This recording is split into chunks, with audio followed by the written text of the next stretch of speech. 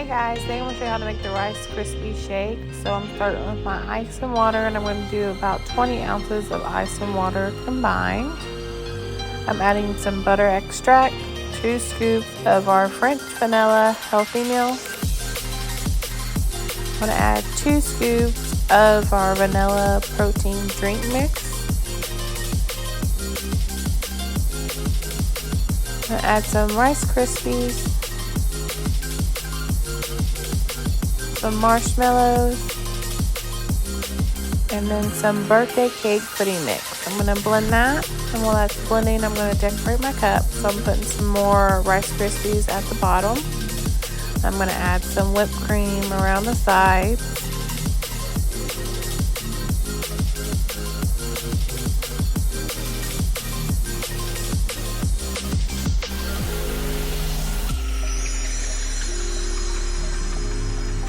Pour my shake in.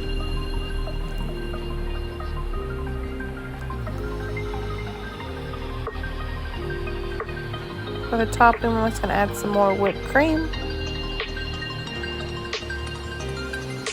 some Rice Krispies, and some mini marshmallows. And that's it. That's how you make the Rice Krispies Shake. Thanks for watching.